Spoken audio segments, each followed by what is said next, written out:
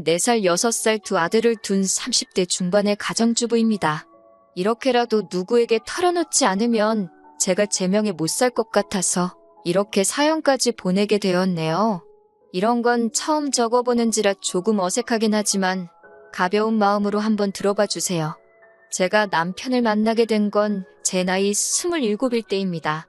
가난한 집에서 태어나 고등학교까지 마친 뒤 사원수 5명짜리 작은 회사에서 격리로 일하다가 지금의 남편을 만나게 되었습니다. 남편과는 지인의 지인을 통해서 만나게 된 사이로 남편 역시 비교적 작은 중소기업에 다니고 있던 평범한 회사원이었습니다. 남편은 남자다운 성격의 친구들을 좋아하는 사람이었어요.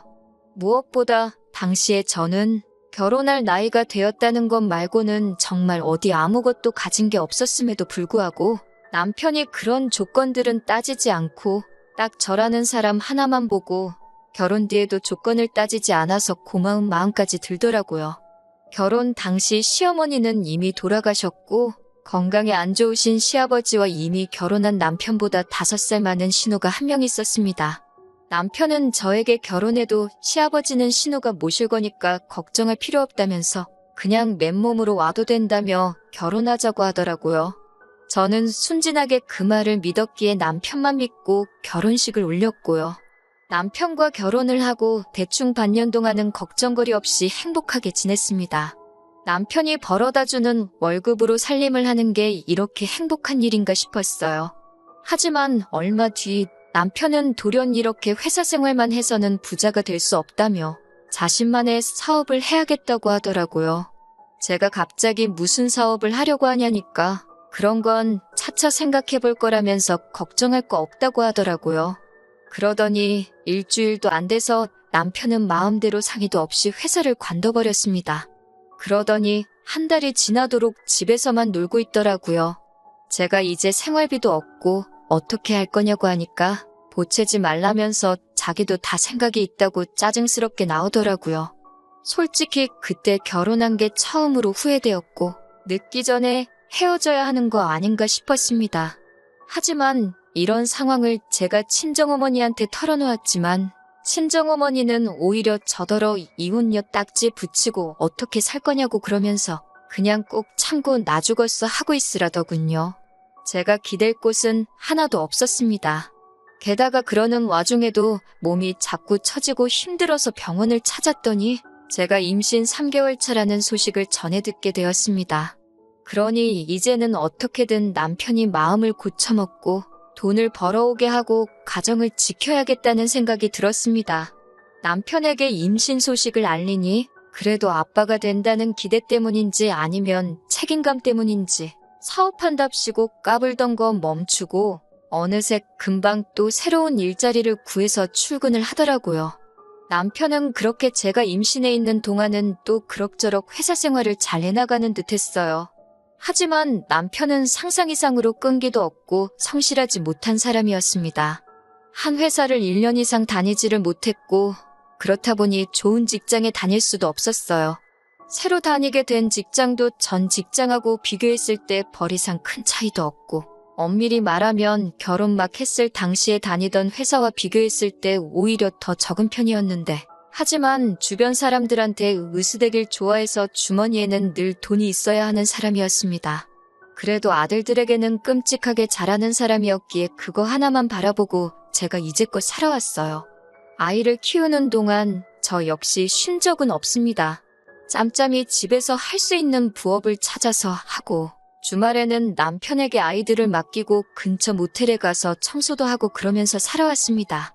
다들 대학 졸업장 하나는 있는 이 사회에서 상고 졸업장밖에 없고 아이까지 달려있으니 갈 수 있는 곳이 없었거든요. 이렇게 힘든 세월을 견뎌오면서도 이혼은 하지 않았던 제가 남편과 이혼을 결심하게 된 건 얼마 전 돌아가신 시아버지 때문입니다. 결혼 당시 앞서 말씀드렸던 것처럼 시아버지는 원래 신우가 모시기로 되어 있었어요. 그런데 신우는 불현듯 아이들 조기 교육을 위해 호주로 떠나게 되었다면서 저희에게 시아버지를 모시라고 하더라고요. 한 달에 200 남짓하게 벌어오는 남편의 갓돌진한 아이까지 있는 저에게는 가혹한 현실이었습니다.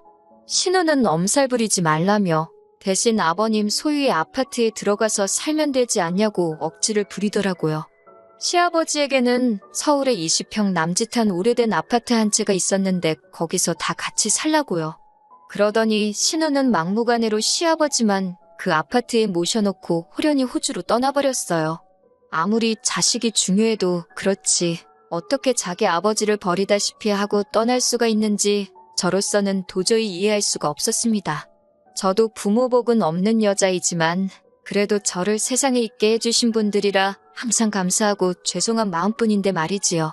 남편마저 저에게 신경 쓰지 말라고 저렇게 놔두면 신우가 알아서 요양원으로 모시든 하겠지 라고 했지만 어떻게 사람이 그럴 수가 있겠어요. 결국 처음에는 일주일에 3-4번 들려 식사도 챙겨드리고 빨래도 해드리고 그랬습니다. 하지만 하루가 다르게 안 좋아하시는 시아버지를 보고 있으니 제 마음이 괴로워서 안 되겠더라고요. 하루는 제가 시아버지께 그냥 저희랑 같이 사실래요? 아버님 하고 여쭈니 시아버지가 어린 아이처럼 눈물을 보이시며 그래도 되겠냐며 미안하다고 그러시더군요. 저는 신우에게 연락을 하여 이러한 연유로 내가 시아버지를 모시고 살기로 했다고 하니 잘 생각했다며 며느리도 자식인데 자식돌이는 해야 하지 않겠냐고 하더군요. 그러면서 자기도 먹고 살기가 빠듯하니까 한 달에 20만 원 정도를 보내줄 테니 그걸로 반찬값이라도 보태 쓰라고 하더군요. 솔직히 돈 때문에 시아버지를 모시는 건 아니지만 고작 20만 원 받으면서 신우에게 간섭받게 되는 건 정말 싫더라고요. 저는 그런 돈은 안 보내셔도 되니까 시아버지께 연락이나 자주 드리라고 했어요. 아무리 제가 잘해드려도 며느리가 딸보단 나을 수는 없을 테니까요. 그렇게 시아버지를 5년 넘게 모셨습니다. 사실 저는 친정부모님의 사랑을 많이 받고 자라지는 못했습니다. 친정어머니는 제가 초등학생 때 친정아버지와 재혼을 하신 분이었기 때문에 정확히는 저의 친어머니는 아니시거든요. 저를 미워하지도 구박하지도 않으셨지만 그렇다고 저를 자식으로 사랑해 주시지도 않으셨습니다. 저와 친정어머니의 사이에서 친정아버지는 아무런 역할도 해주지 않으셨고요. 하지만 시아버지는 저에게 참 다정하신 분이셨습니다. 신우가 시아버지에게 이따금씩 용돈을 보내면 아버님은 그걸 몰래 꼭 가지고 계시다가 저에게 얼마 찔러 넣어주시며 티셔츠라도 사 입어라, 커피라도 사 마셔라 하면서 주셨어요. 이따금씩 저에게 앉아서 좀 쉬라며 대신 설거지를 해주시도 하셨습니다. 친구분들과 약주라도 하고 오시는 날이면 꼭 우리 며느리 먹으라며 간식거리를 사들고 오시는 분이셨어요. 그러는 동안 남편은 직장이 4번도 넘게 바뀌었고 적은 금액이었지만 사기를 당하기도 했습니다. 솔직히 아이와 시아버지만 아니었다면 당장이라도 이 집구석을 나가고 싶다 생각한 게 하루 이틀이 아니었네요. 그러다 작년에 저는 충격적인 사실을 알게 되었습니다. 남편이 사업을 한답시고 주변 사람들한테 저 몰래 돈을 빌리고 다녔더라고요. 그리고 그 돈은 이미 유흥비로 다 탕진해버린 상황이었습니다. 하지만 그게 전부였다면 그래도 전 참고 살았을지도 모릅니다. 최악의 남편일지라도 아이들에게서 아버지를 빼앗고 싶지는 않았으니깐요. 하지만 남편은 저 몰래 제가 아이들의 교육을 위해 모아둔 돈까지 이미 손을 댔더군요. 그 사실을 알게 된 순간 저는 더 이상 남편을 믿을 수도 의지할 수도 없었습니다. 아이들에게도 이런 아버지는 차라리 없는 게 나을지도 모른다는 생각이 들었고요. 하지만 헤어지면 애들은 어떻게 키우나 싶어서 이혼을 결심하기가 너무나 힘들었습니다. 그렇게 며칠의 시간이 흘렀을 무렵 시아버지가 저에게 하실 말씀이 있다고 하셨어요. 제가 무슨 일이냐 여쭈니 그동안 못난 남편의 못된 신우 때문에 고생이 많았지 라며 저에게 위로를 해주셨습니다. 평소에도 늘 저에게 고맙다, 사랑한다 말씀해 주시던 시아버지셨지만 또 그렇게 위로를 해주시니 눈물이 왈칵 쏟아지더군요. 저는 아니라고, 괜찮다고, 그런 말씀 마시라고 했지만 시아버지는 별 볼 일 없는 집에 시집와서 고생만 한다며 저에게 몇 번을 미안하다고 하셨습니다. 그러더니 당신이 저한테 참 많이 의지하셨다면서 저에게 이 집을 주고 싶다고 하셨습니다. 낡은 아파트지만 그래도 저만 괜찮다면 주고 싶으시다고요. 솔직히 순간 많은 생각이 들었습니다. 아무리 그래도 시아버지의 하나뿐인 재산인데 그걸 제가 받는 게 맞는 건지, 동시에 그거라도 받아야 애들을 위해 좋지 않을까 그런 생각이요. 시아버지는 마치 제 마음을 읽기라도 하신 듯 이거 받고 우리 아들하고 헤어지라 하셨어요. 이 아파트 하나 있으면 그래도 혼자 애들 키우고 살만할 거라고요. 저는 시아버지께 정말 죄송하지만 그런 감사한 마음으로 받겠다 하고 그렇게 시아버지는 아파트 명의를 제 이름으로 바꿔주셨습니다. 물론 남편이랑 신우는 이 사실을 꿈에도 몰랐을 겁니다. 그리고 얼마 전 시아버지가 간암으로 돌아가셨습니다. 평소에도 지병이 있으심에도 불구하고 약주를 즐기셨거든요. 돌아가시기 며칠 전 병원에서 아무도 없을 때 시아버지가 저에게 말씀하시더군요. 당신이 간암인 걸 아셨을 때는 이미 손쓰기 어려운 상황이었고 저에게 꼭 뭐라도 해주고 싶으셨다고요.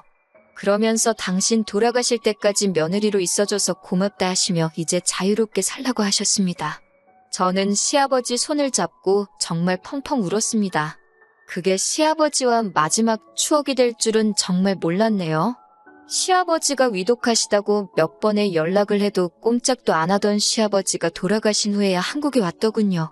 호주에서 스시집을 하는 신우는 가게를 비울 수가 없었다며 시아버지도 다 이해하실 거라 했습니다. 그러면서 누가 묻지도 않았는데 자기는 딸로서 할 만큼 했다면서 이제 슬슬 재산 정리를 하자고 하더군요. 남편도 깔끔하게 아파트는 팔아서 누나랑 나랑 반반 갖자 하는데 두 남매의 대화를 듣고 있자니 정말 욕이 절로 나왔어요.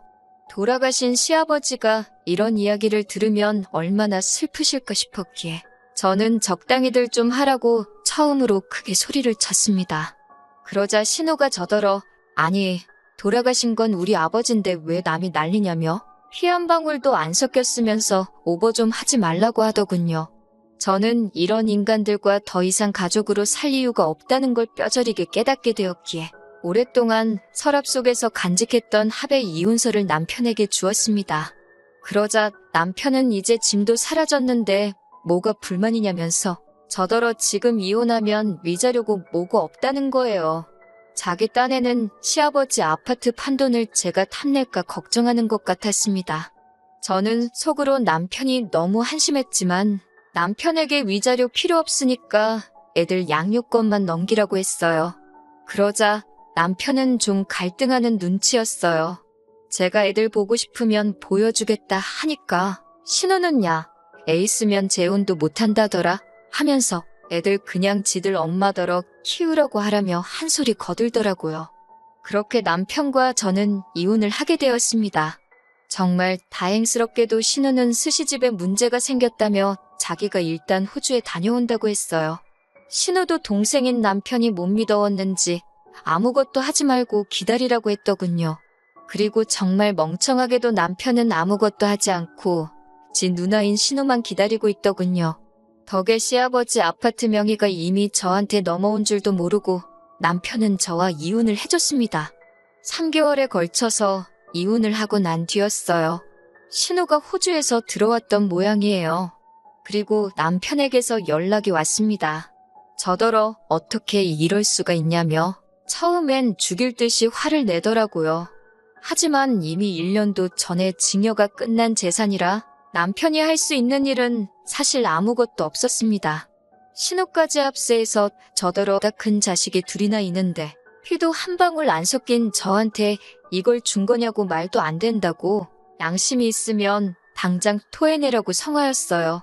하지만 저도 더 이상 옛날처럼 한 번만 더 참자할 이유가 없었어요. 소송을 할 테면 하고 뭐 해보고 싶은 거 있으면 다 해보라고 나도 이번만큼은 내 거 안 뺏긴다고 강하게 나갔습니다.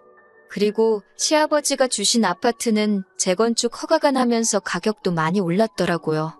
지금도 남편과 신우에게서 핸드폰에 불이 나도록 연락이 옵니다만 저는 이제 아무것도 두려울 게 없어요. 아들 둘 데리고 혼자 몸으로 살아가는 게 쉬운 일은 아니겠지만 어디선가 시아버지가 저희를 지켜주시고 계실 거라 믿으며 열심히 살려고요.